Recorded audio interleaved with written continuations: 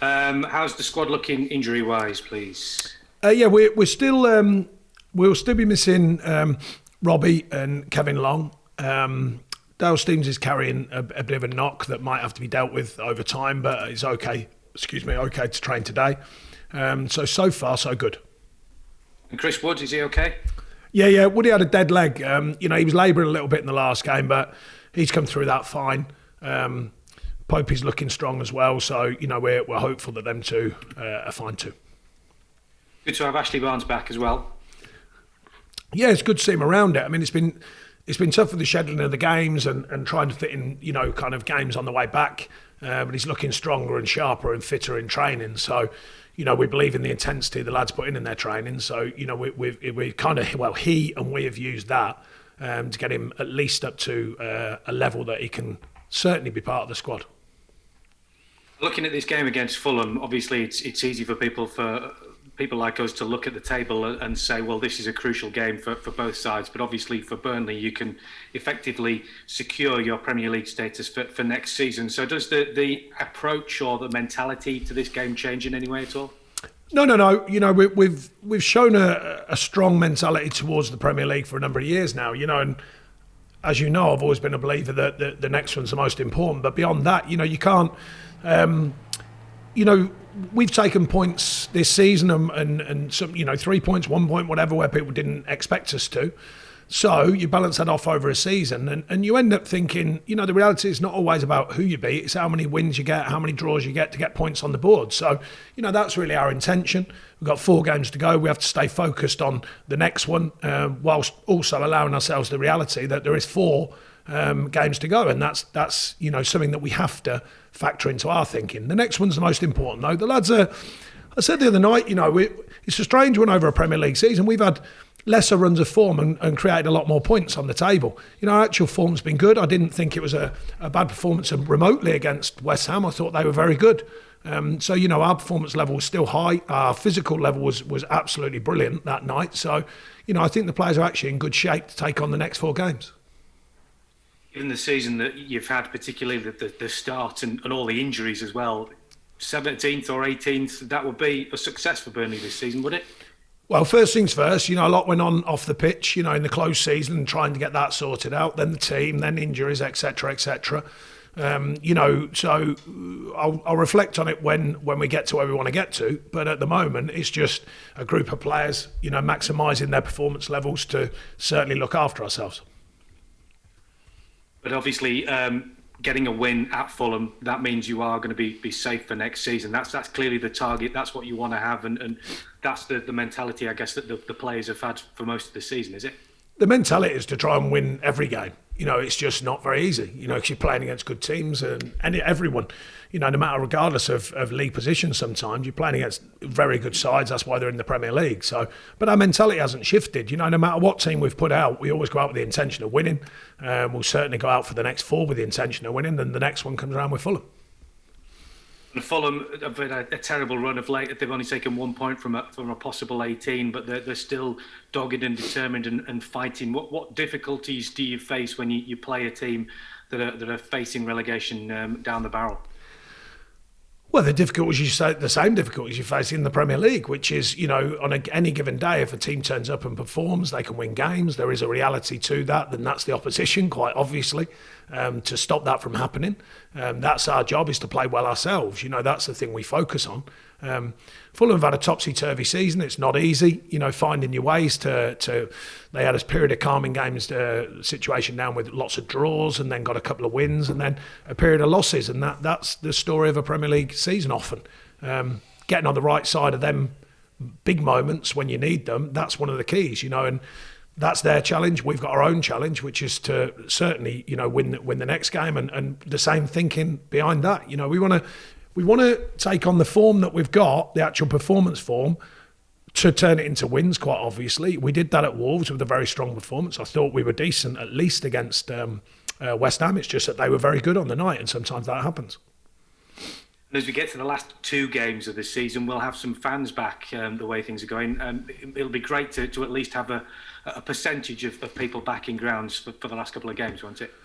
Yeah, I think it seems to me the goal is to try that, make sure that we're, doing all the right things, the right protocols to make that happen.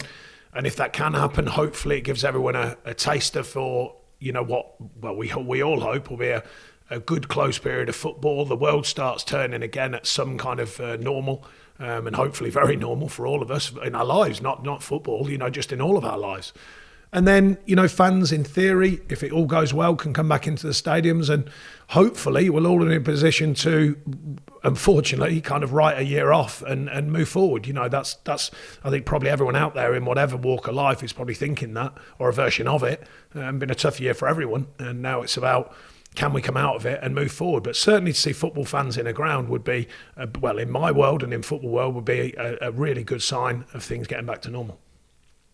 Just finally from me, we've seen this week that we've got Manchester City and Chelsea both playing in the Champions League final. What do you think that says about the strength of the Premier League competition on the European stage? Well, I don't think I've ever doubted the strength of the Premier League amongst the European competition. Sometimes the wind blows the right way and performances are the right, and you get through and you win games. Odd kind of year, obviously, for all competitions, but it's fair to say two very, very strong sides, have got there, and they've shown their strength in getting there. Amongst all these challenges, everyone's had all these challenges. So, to see right their performance levels to get through them, then fair play to them. Thank you very much, Sean. Thank you. Thank you, Fraser. Next go to Hugh Ferris, Premier League Productions. Hi, it's Sean. Hi, Pete. Sean, I don't know if you've ever had a situation where you've shared a kind of a drink, and I don't know what your tradition is after a game with a manager who you've relegated, which could potentially happen on Monday night, depending on what happens tomorrow night with Newcastle. I know that you'll have a lot of sympathy with the situation that Scott Parker is in, but have you ever had that before, where you've had to kind of almost commiserate with the person that you've essentially relegated after the game? Well, the modern way of doing things, in spite of COVID or despite COVID, is that doesn't happen as much now. Generally speaking, as in staff seeing each other. Then you've got the COVID situation, so we haven't been able to do that anyway, apart from if they've got a huge manager's room, so that's changed that dynamic. The idea of sympathy, it's not really, like that. There's an empathy. I mean, I've been through it myself, so I understand it. They're fighting for everything they can get, quite obviously. Nothing's happened yet to them, so, if that moment comes for them, then that's the way it goes. The thing you forget about management is, Scott's earning the right, to do what he wants to do. But the point is, you've got to understand the job. You've got to understand the all the ups and downs of it, all the challenges that come your way. So, like I say, I think all managers share an empathy of what they do. But I don't think there's many have sympathy. I don't think managers want sympathy. I certainly, when it didn't work for us, I certainly didn't want sympathy. I had a bit of empathy from people around us and other managers in the challenge we had that season. Then it was about reevaluating and moving forward. So Scott will have his own views on what the situation is now, his own views on what it could be, the ups, downs, ins and outs of it. That's just part of manager's life. That's the way it is. You mentioned about you going down and then coming straight back up. Fulham have done that twice and might eventually go down. So the season that you had after you'd done that, when you stayed up, and obviously have done ever since, what was the kind of crucial element of that season that's helped you stay in the league and be successful and prosper over the course of those last 4 years? Because Fulham have been struggling to find that over the course of their last 4 years or so. Well, they've got a different makeup of a side. So every side is different. In our case, it was working hard for everything we could get. We had to work hard for every inch of a performance. We had a few lucky ones. We had a few good ones. We had a few, wins that come our way, points that come our way. But eventually, in our case, it came down to hard work. Fulham will have their own views of that. Scott will have his own views of that. Different styles, different tactical understanding of his team, different things he wants from his team. The way they want to format their performances. So you can't judge it on each team and what they should be doing. Certainly not. It's down to them to decide what they think is right. We just had a way of working and operating that we thought would be effective to keep us there, and it did. And we've tried to build on that season on season. But every club will have a different view of what they think is right and proper in order to do that, or get up in the first place, of course, and then maintain Premier League status. Excuse me. And finally, for me, I know you spoke last week about the parachute payments in the EFL and potentially two of the teams coming straight back up, maybe even three. There's potentially two teams who came up last year going down this season. So what do you think, bearing in mind you just spoke about the strength of the Premier League? Is that an issue? Is that something that we should be concerned about having these potentially yo-yo teams perpetuating? Well, I don't remember talking about the finance side of things, but if I did, fair in enough. Your press conference last week, you were asked a question about the EFL parachute payments being potentially stopped if the team comes straight back up again right, I see what you mean. season. Yeah. Okay, I'll take the correction. Well, that side of things, the financial side of things, the rules are the rules. Everyone knows they're there. If they choose to change that certainly won't be under my say-so. The idea of the competitive element of the Premier League is, you've got to remember there was a very short while ago, there was teams in the Championship putting massive amounts of money into their clubs to try and be in the Premier League.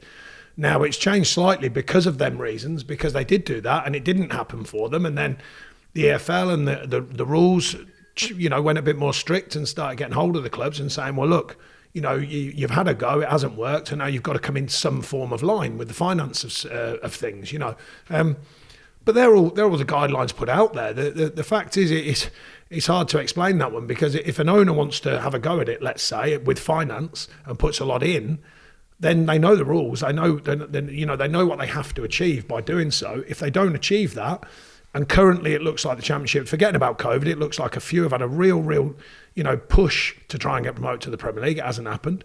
Fair play to the clubs that have gone down and come back up, because it's not an easy thing. And Bournemouth is still in there, of course, with a chance as well. It's tough. How do you keep it competitive or as competitive? You can look at us in the Premier League, bottom 3 end of the market with finance, and then you look at the top and you say, well, is that fair? So how many fairnesses do you want in football? Where do you want it to start? Where do you want it to stop? It's not an easy task to balance out the whys and wherefores of football at any level. Hello Clarets fans, Phil Bird here. Make sure you subscribe to Burnley's official YouTube channel and turn on notifications, otherwise you might miss moments like this. Oh, what a goal! And Wood was there to finish it! He's spitting Glenn Little, look at us. We hope you enjoyed the video and we look forward to seeing you at the next one. Up the Clarets.